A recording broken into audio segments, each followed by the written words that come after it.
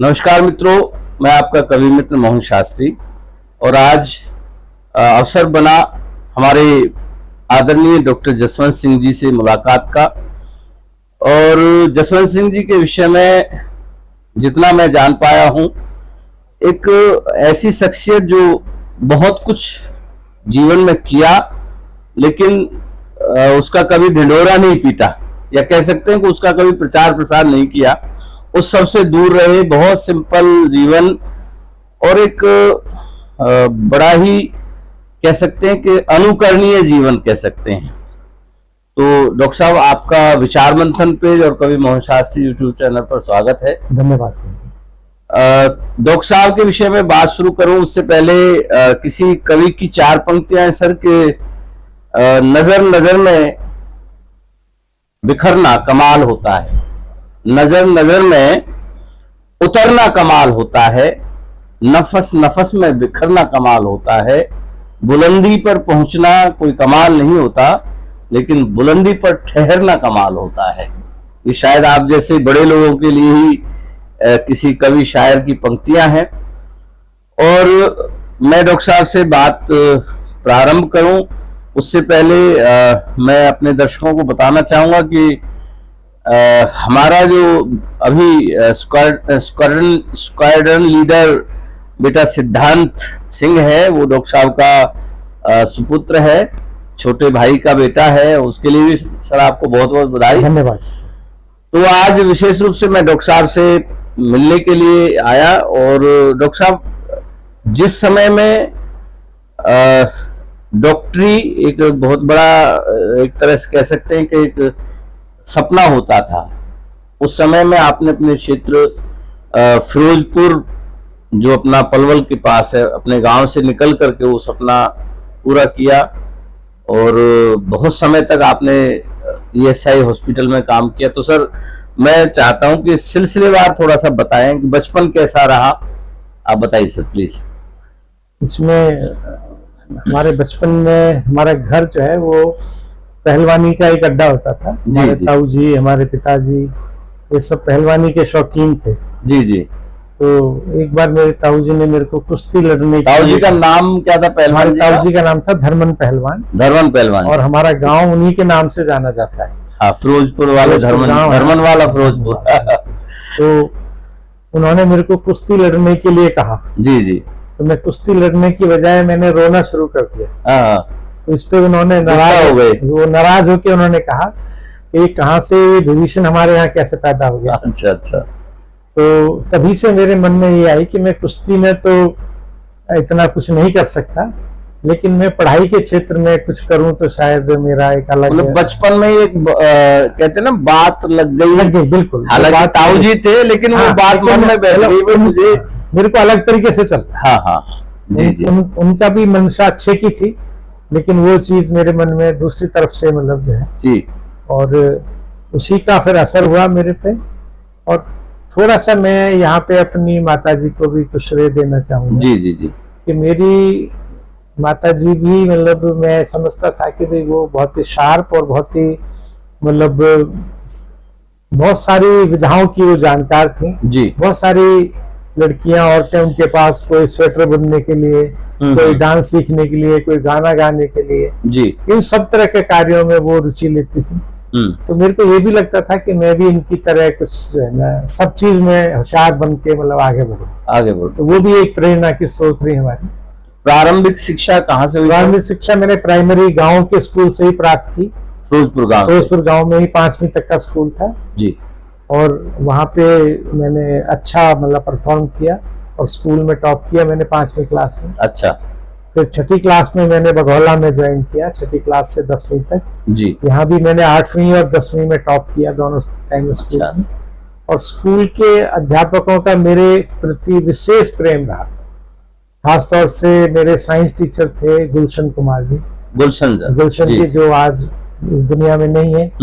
मैं उनका बहुत बहुत आभारी हूँ कि उन्होंने मेरी जिंदगी संवारने में जी बड़ा एक अहम रोल प्ले किया। और ये निश्चित रूप से बच्चा जो छोटा होता है कहीं ना कहीं उसके जीवन पर या तो उसके पेरेंट्स, भाई, बंधु या कक्षा का जो टीचर होता है इसके अलावा 2 आदमी और थे जिन्होंने मेरी जिंदगी को संवारा जी।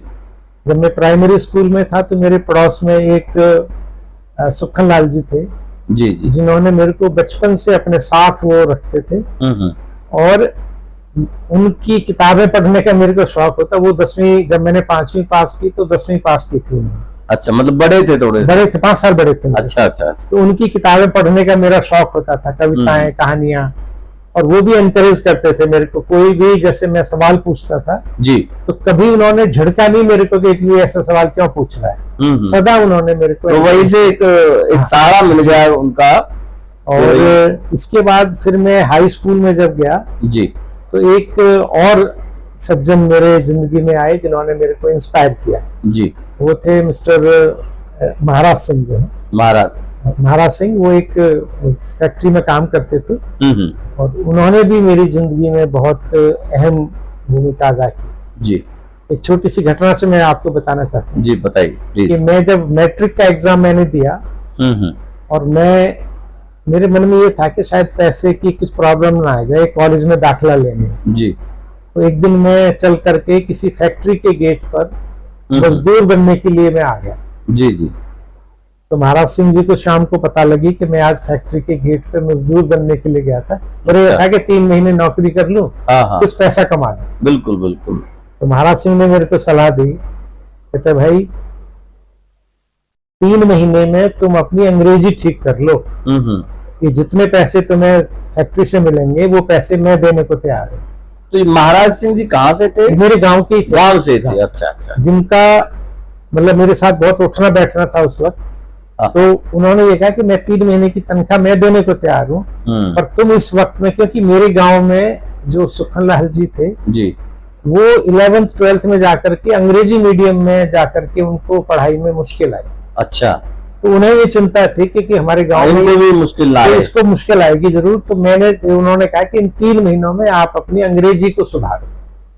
तो ये पहले जो लोग, मतलब ये हम देख सकते हैं भाई अब थोड़ा परिवर्तन आया है मनुष्य के व्यवहार में उतने साल, वैसा समर्थन और वैसी शिक्षा, वो चीजें अब मिलती हैं। शायद वो दोनों तरह से था। मेरा उनके प्रति समर्पण भी था। आज भी वो दोनों मेरे गुरु हैं। मैं उनका वैसे ही जैसे बचपन में सम्मान करता था, आज भी मेरे लिए वैसे ही वो सम्मानित है। ये बड़ी बात, अच्छी बात जी। तो उसके बाद फिर मेरा ST कॉलेज पलवल में दाखिला हुआ। वहां भी मेरे लिए थोड़ा शुरू में मुश्किल आई, लेकिन वहां के भी स्पेशली मैं SC गुप्ता जी हमारे केमिस्ट्री के जो प्राध्यापक थे जी, और चौधरी नारायण सिंह जो हमारे प्रिंसिपल थे जी जी, इन दोनों ने मेरी जिंदगी को पूरा संभालने में, और एक थे मिस्टर JP गुप्ता, वो हमारे जूलॉजी के लेक्चरर थे जी। इन 3 लोगों ने मेरे को बड़ा दिखाई, बहुत समर्थन दिया जी, और बहुत अच्छे से उन्होंने मेरे को, और उसी का फल था कि मैं पहले अटेम्प्ट में 1978 में MBBS में मेरा दाखिला हुआ, जो उस पूरे इलाके में ग्रामीण क्षेत्र से। हाँ, उस समय 1978 की बात है, तो बहुत बड़ी बात रही। हमारे ग्रामीण क्षेत्र से बहुत कम, डॉक्टर प्रताप सिंह ये थे वहां पे जो मेरे से 3 साल आगे थे जी जी।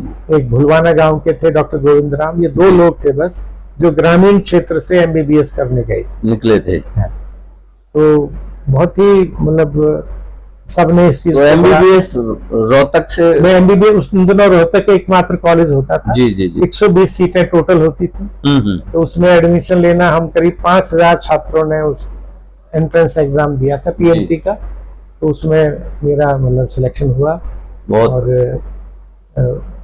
मेरे माँ बाप के लिए भी, मेरे लिए भी, सबके लिए एक बड़ा, पूरे देखिए अब जैसे हमारा बच्चा सिद्धांत है, आपका बच्चा उसने कुछ किया तो पूरे एरिया को, पूरे क्षेत्र को गर्व होता है। तो उस समय आपके द्वारा जो एक उपलब्धि हासिल की गई, खासतौर से ST कॉलेज में इस चीज का बड़ा, हाँ बिल्कुल, गुरुओं को, और उन्होंने मेरे को बात लगा 2 बार बुलाया भी अपने कॉलेज में, और छात्रों को दिखाने के लिए कि भाई कोई भी साधारण छात्र पढ़ाई करके आगे बढ़ सकता है।